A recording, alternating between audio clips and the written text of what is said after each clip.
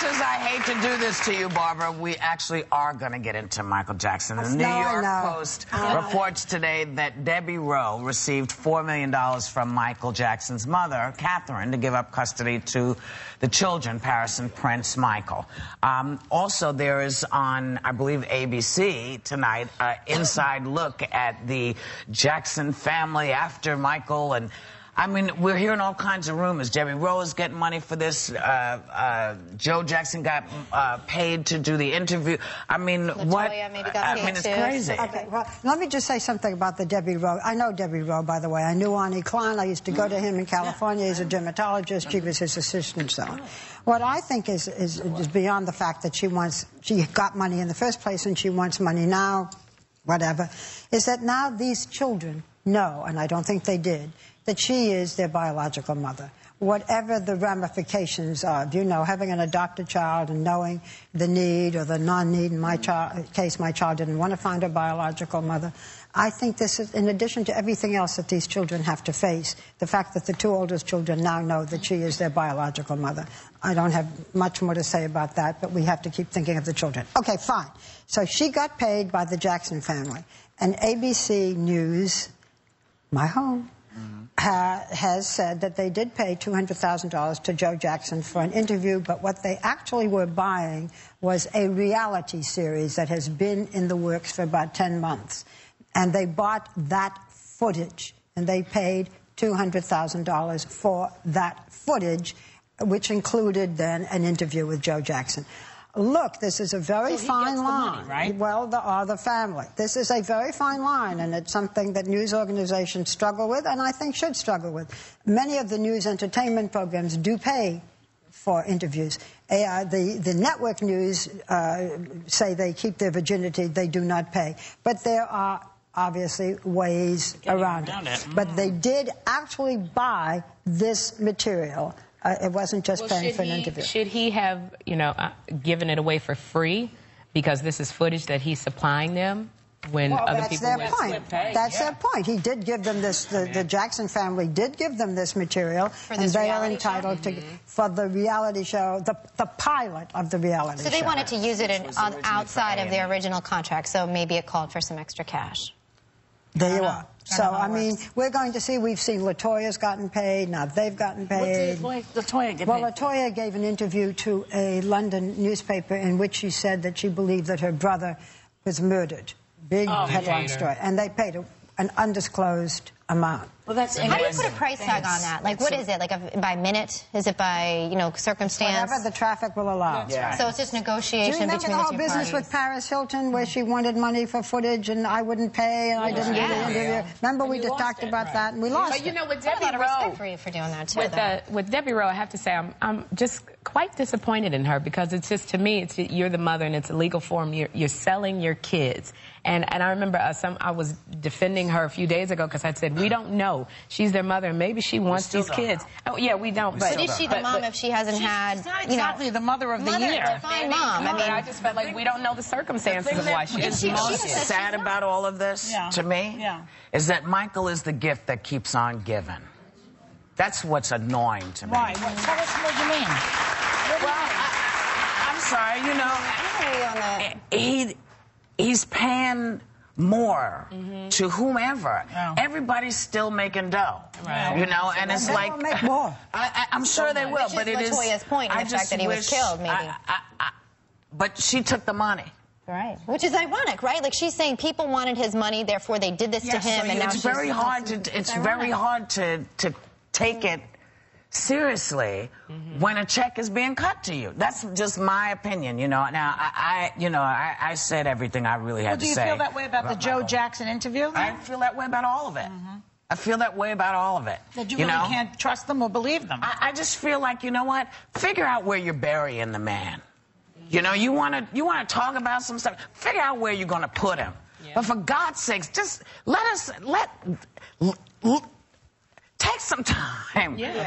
So far, it seems to me, and we don't know what the future is going to bring, that Catherine Jackson, who is taking care of these three children, and evidently it says some of the nieces and nephews, that she is concerned with the more important aspects, that is, these children's lives, and we don't know you know, if well, this later is a on good thing. They're with their family. They have it's a ton of cousins and people that love them. So, you know. Well, it's still very tough. They didn't know these cousins Well, very hopefully they're shielded, too, from all of what's going on publicly, because that is something that I think Michael seemed to protect them from outside sources.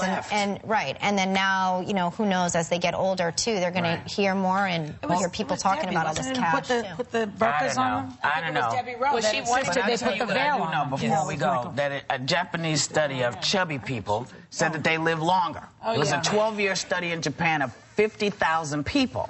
They were found that if you're chubby at 40, you live 6 or 7 years longer. But wait.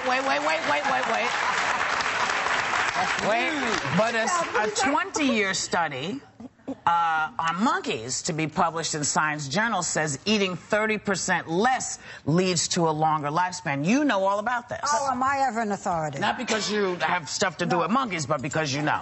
Well, you don't know what I'm doing with monkeys. No, I've seen. I know you're not doing monkeys, trust me. Okay. We did a special a few years ago called How to Live to Be 150. And part of it, you see these people, and they live on restricted calories. They have primarily one meal a day of grains. You can see what they look like. They're very thin. They say that it helps their eyesight, it helps their heart, it helps this. And they eat 30% less than the rest of us. Now, the average calories recommended per day, 2,000 for women, 2,500 for men. So 30% less would be 1,750 for men, 1,400 for women. But the average American actually eats 3,700 calories a day. Yes. So the jury is still out. If you are this thin, and these people say they're very, very healthy. Right. But I have some friends, my so-called anorexic friends, and they're always going in for calcium drips and this and that. For what? For what? A calcium drip. Because they don't eat. They just IV their food? To get the calcium in your body. Because they're not eating. You never know. There are calcium drips. Y'all didn't know that. There are people who eat 3,000 million calories and people who only eat 27. Which will you be? But I want to ask you a question. Yes. If you had to cut down, I mean, I love to eat, you love to eat. If in order to live longer, you had to cut down most of your food and eat, you know, minimum calories, one meal a day, would you do it if you knew you could live longer? In order to live longer, I'd eat my friends. We'll be right back with more Hot Topics. That's right.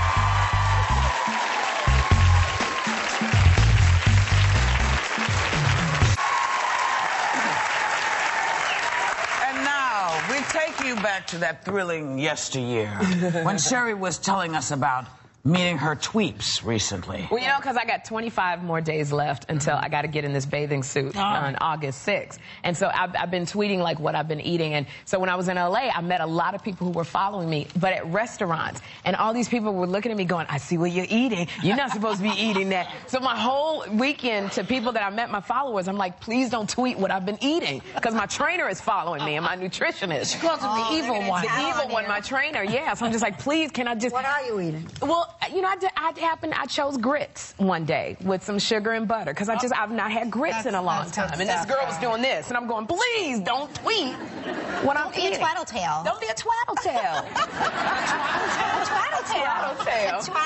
But I'm back on track. But I didn't even enjoy my grits because I knew they made you feel guilty. But this is good. I think there's a good side to this. It's the accountability factor, which actually, if whatever it takes you to get through those days and get in this bathing suit and feel good, it's considered an army of people helping you. You are watching what you eat. You always watch what you eat. I'm going to lose about 8 pounds, too, when I have a baby in August. So. That's right. But you always watch what you eat because you need a special diet. You are watching what you eat. You are now on a special diet. I'm just trying to watch my points. I'm doing Weight Watchers. You're doing, you know, a special system. Yes. You don't even like to eat. Right. I'm the only pig at this table. Oh, yeah. Well, let's see if we can change that. They're huge. 10 years ago, history was made when this TV titan emerged from a pineapple under the sea and became a cartoon legend. Please welcome my friend SpongeBob SquarePants. Who lives in a pineapple under the sea? Serving in yellow and chorus is he. It never convinced him to be something you wish.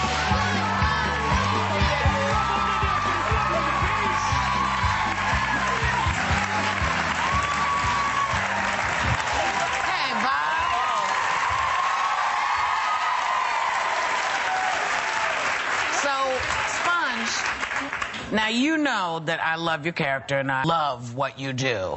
But I'm told that in the audience is a man who does the voice for you. Is that true, Sponge? Yes, I'm right here. Sorry. I was looking around. That's my dirty little secret, Whoopi. Well, Tom, what is it about the show that has captured grown-ups and kids alike? What is it? Mass hypnosis? No, I think it's the unbridled optimism of the character, and just the fact that he starts every day thinking it's going to be the best day ever, and mixed with a whole lot of underwear jokes. Yes. Yeah. Optimism and underwear. Optimism and underwear. Well, I have to tell folks there's going to be a special weekend marathon of SpongeBob SquarePants starting Friday night. Check your local listings. We'll be right back with the fabulous Jimmy Fallon. Give me some sugar, Sponge.